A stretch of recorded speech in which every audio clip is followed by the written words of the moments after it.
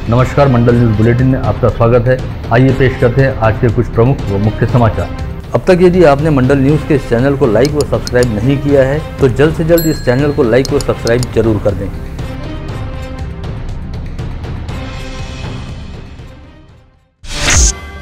जवाहरगेट परिसर के भीतर मुख्य मार्ग पर कादरेला परिवार के घर व प्रतिष्ठान की 4 मंजिला इमारत में आज तड़के करीब 3:30 से 4 बजे के बीच शॉर्ट सर्किट के चलते आग लग गई, जिसने देखते ही देखते विकराल रूप धारण कर लिया। इस इमारत की निचली 2 मंजिलों पर कादरेला परिवार द्वारा संचालित किए जाने वाले जय मेटल्स, आरके मार्केटिंग व गणेश श्रृंगार नामक 3 व्यावसायिक प्रतिष्ठान है, जहां पर बर्तनों के साथ ही वैवाहिक आयोजनों में साज श्रृंगार हेतु लगने वाले साजो साहित्य की बिक्री की जाती है। वहीं इस इमारत की ऊपरी 2 मंजिलों पर उगम कातरेला अपने परिवार के 6 सदस्यों के साथ रहते हैं। इन सभी 6 सदस्यों की जान आज इस भीषण अग्निकांड में सौभाग्य से बाल बाल बच गई। आग लगने की जानकारी मिलते ही कातरेला परिवार के सभी सदस्य घर की ऊपरी छत पर चले गए, जहां से उन्होंने पड़ोस में रहने वाले चांडक परिवार के निवास की छत पर जाकर अपनी जान बचाई। अग्निशमन विभाग द्वारा दिखाई गई तत्परता के चलते इस आग को अगल बगल के घरों व प्रतिष्ठानों तक पहुंचने से रोका गया, अन्यथा जवाहरगेट परिसर के बर्तन बाजार में किसी बड़े हादसे और नुकसान की पूरी संभावना बन गई थी।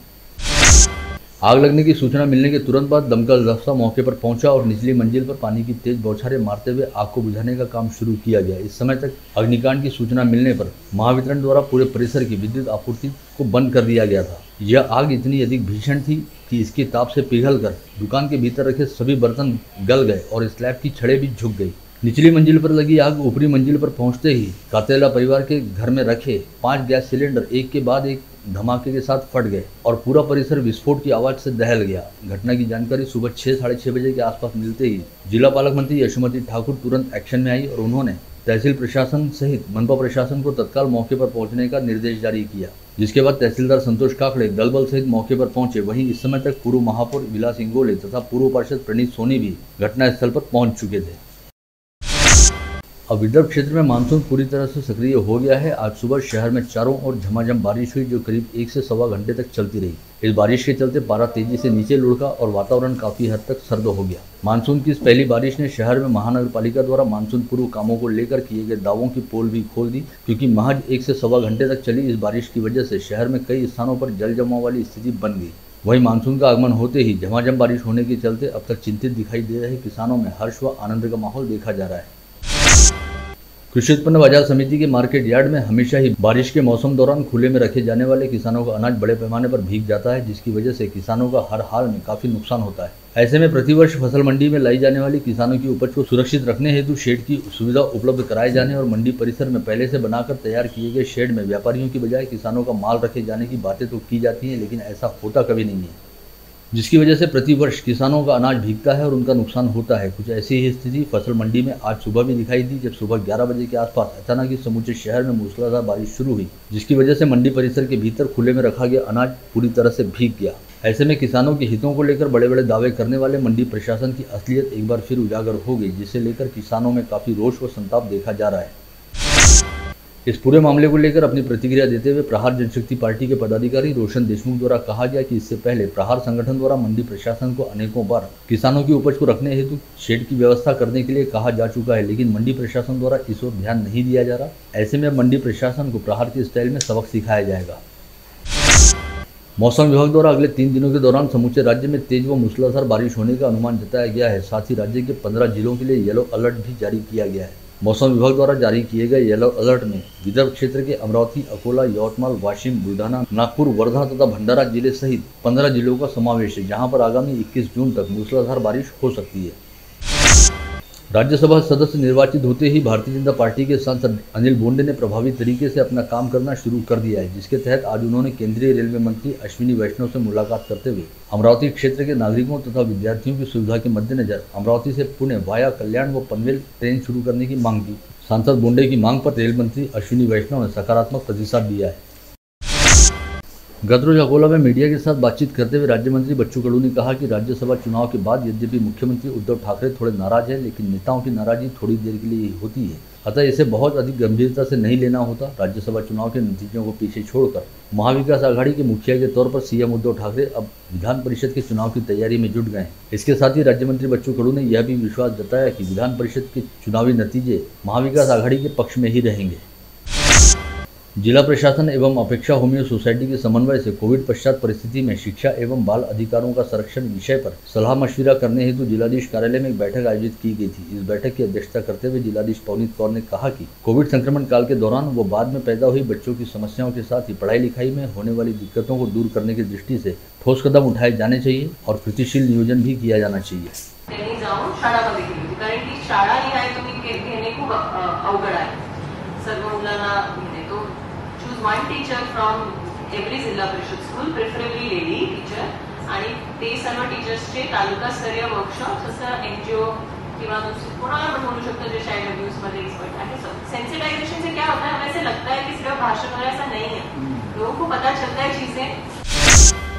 गत रोज राज्य शिक्षा बोर्ड द्वारा घोषित किए गए कक्षा 10वीं के नतीजों में स्थानीय होली क्रॉस इंग्लिश स्कूल की श्रावणी खांडे ने 99.20% अंक हासिल करते हुए अमरावती संभाग सहित समूचे विदर्भ क्षेत्र में टॉपर बनने का बहुमान हासिल किया है, जिसके लिए श्रावणी खांडे का अमरावती शहर व जिले सहित समूचे संभाग एवं पूरे विदर्भ क्षेत्र में अभिनंदन किया जा रहा है। श्रावणी खांडे ने बोर्ड द्वारा दिए जाने वाले कला कौशल्य अंकों के बिना 500 में से शानदार 496 अंक हासिल किए हैं और यह उपलब्धि प्राप्त करने वाली वह समूचे विदर्भ क्षेत्र की अकेली छात्रा है, जिसके दम पर श्रावणी खांडे अमरावती सहित नागपुर संभागीय शिक्षा बोर्ड में भी सबसे अव्वल स्थान पर रही। कक्षा 10वीं के परीक्षा परिणामों में महानगर पालिका की शालाओं द्वारा भी बेहतरीन प्रदर्शन किया गया है। महानगर पालिका की 6 शालाओं से कुल 210 छात्रों ने कक्षा 10वीं की परीक्षा दी थी, जिसमें से 209 छात्र उत्तीर्ण हुए हैं। इनमें से 54 विद्यार्थी प्रावीण्यता सूची में, 105 विद्यार्थी प्रथम श्रेणी में, 44 विद्यार्थी द्वितीय श्रेणी में तथा 6 विद्यार्थी तृतीय श्रेणी में उत्तीर्ण हुए हैं। इन परीक्षा परिणामों ने यह स्पष्ट कर दिया है कि शिक्षा के मामले में महानगर पालिका की शालाएं भी किसी से कम नहीं है। शहर के ख्यातनाम व वयोवृद्ध समाज सेवी डॉक्टर गोविंद कासट के 75वें जन्मदिवस के उपलक्ष्य में प्राचार्य सुभाष गवई द्वारा नाबाद 75 नामक पुस्तक की रचना की गई है, जिसका विमोचन कल 19 जून को गणमान्यों के हाथों समारोह पूर्वक किया जाएगा। डॉक्टर गोविंद कासट मित्र मंडली द्वारा यह आयोजन राजापेट परिसर स्थित होटल ग्रेस इन में शाम 4 से 5 बजे तक आयोजित किया गया है, जिसकी अध्यक्षता अखिल भारतीय राष्ट्रीय जैन संगठन के उपाध्यक्ष सुदर्शन गांग द्वारा की जाएगी। इस अवसर पर प्रमुख अतिथि के रूप में पूर्व सांसद अनंत गुढ़े, पूर्व पालक मंत्री जगदीश गुप्ता, मंडल न्यूज के संपादक व राजस्थानी हितकारक मंडल के अध्यक्ष अनिल अग्रवाल, वरिष्ठ पत्रकार दिलीप इड़तकर, विलास मराठे व मधुबंग उपस्थित रहेंगे। साथ ही इस आयोजन में हनुमान व्यायाम प्रसारक मंडल के प्रधान सचिव प्रभाकर राव वैद्य तथा पूर्व लेडी गवर्नर कमलताई गवई भी उपस्थित रहते हुए सदिच्छा भेंट देंगे। शहर कांग्रेस कमेटी तथा युवक कांग्रेस के स्थानीय पदाधिकारियों ने कांग्रेस अध्यक्ष सोनिया गांधी व सांसद राहुल गांधी के खिलाफ ईडी द्वारा की जा रही कार्रवाई को पूरी तरह से गलत व असंवैधानिक बताते हुए आज भारतीय जनता पार्टी के शहर कार्यालय पर मोर्चा ले जाने की घोषणा की थी। ऐसे में राजकमल चौराहे पर पुलिस ने पहले से ही काफी तगड़ा बंदोबस्त लगा रखा था और कांग्रेस के शहराध्यक्ष बबलू शेखावत के नेतृत्व में कांग्रेस पदाधिकारियों का मोर्चा जैसे ही भाजपा कार्यालय जाने हेतु शहर कांग्रेस कमेटी कार्यालय से निकला, वैसे ही इस मोर्चे को पुलिस द्वारा राजकमल चौराहे पर रोक दिया गया। ऐसे में कांग्रेस पदाधिकारियों व कार्यकर्ताओं ने राजकमल चौराहे पर ही तीव्र प्रदर्शन करते हुए केंद्र सरकार की दमनकारी नीतियों और बदले की भावना के तहत की जा रही कार्रवाई का जमकर निषेध करते हुए जोरदार नारेबाजी की। वहीं दूसरी ओर शहर कांग्रेस कमेटी व युवक कांग्रेस द्वारा भाजपा कार्यालय पर मोर्चा ले जाए जाने के संदर्भ में की गई घोषणा के चलते राजापेट परिसर स्थित भाजपा कार्यालय पर आज सुबह से ही भाजपा के कार्यकर्ता लाठियां लेकर तैयार खड़े थे, जिनमें महिला पदाधिकारियों व कार्यकर्ताओं की संख्या उल्लेखनीय रही। इस समय भाजपा पदाधिकारियों व कार्यकर्ताओं का कहना रहा कि विगत कुछ दिनों से राज्य सहित देश में अलग अलग स्थानों पर भाजपा कार्यालयों को जानबूझकर हिंसा व तोड़फोड़ का निशाना बनाया जा रहा है। ऐसे किसी भी प्रयास को अमरावती में बर्दाश्त नहीं किया जाएगा।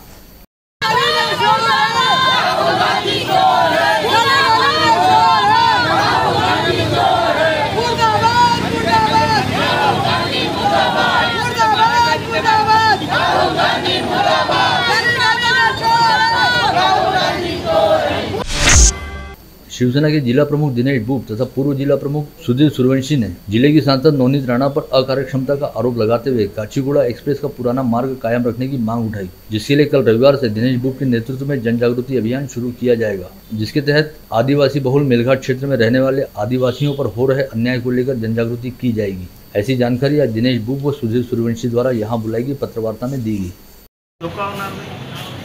हा एक जरी पाठ झाला तरी आमची तळमळ याच्यासाठी की आम्हाला कुठलंच राजकारण करायचं नाही आहे। एका मागणीनं किंवा एका पत्रकार परिषदेनं तिथच्या आदिवासींचं मत आमच्या फेवरनं होईल असंही नाही आहे, परंतु भोळा भाबळा आदिवासी आहे तो आज त्या गोष्टीवर डिपेंड आहे, त्याच्यावर त्याचं आयुष्य टिकलेलं आहे। रूटीनमधून हटून त्याला नवीन मार्गावर लावणं हे काही योग्य नाही आहे। आणि त्याचं पुनर्वसनी करायचं होतं, तर 15-20 वर्षापासून हे प्रकरण सुरू आहे. आतापर्यंत पुनर्वसन व्हायला पाहिजे होतं. आमची माफक अपेक्षा आहे की या माध्यमातून केंद्र सरकारमध्ये ज्यांना व्हॉइस आहे, आवाज आहे, अशा लोकांनी या प्रकरणामध्ये लक्ष घालावं आणि ही सुरू असलेली रेल्वे पूर्ववत सुरू आणि महाराष्ट्र नवनिर्माण सेना द्वारा जियो कंपनी पर सरकार का लाखों रुपयों का राजस्व डुबाने का आरोप लगाया गया। इस बारे में यहां बुलाई गई पत्रवार्ता में कहा गया कि जियो कंपनी द्वारा शहर में जगह जगह पर जियो फाइबर इंटरनेट के पोल खड़े किए जा रहे हैं, जिसके लिए किसी भी तरह की अनुमति नहीं ली गई और मनमर्जी से कहीं पर भी जियो फाइबर पोल लगाए जा रहे हैं। जिला ग्रामीण पुलिस महकमे के वायरलेस विभाग से सेवानिवृत्त हुए सहायक पुलिस उप निरीक्षक अशोक धोटे को आज विद्युत उपभोक्ता मंच द्वारा बकाया विद्युत बिल के मामले में दर्ज कराई गई शिकायत पर सुनवाई करते हुए एक बड़ी राहत प्रदान की गई, जिसके तहत महावितरण को आदेश दिया गया कि वह अपने बकाया विद्युत बिल की रकम अपने ही विभाग के 2 अधिकारियों के वेतन से वसूल करे, साथ ही इन दोनों अधिकारियों के खिलाफ विभागीय जांच की कार्रवाई भी करे। इसके अलावा अदालत ने महावितरण को यह आदेश भी जारी किया कि वह शिकायतकर्ता अशोक धोटे को हुई मानसिक तकलीफ व अदालती खर्च के तौर पर 11,000 रुपये के आर्थिक भुगतान करते हुए उनकी खंडित विद्युत आपूर्ति को दोबारा बहाल करे।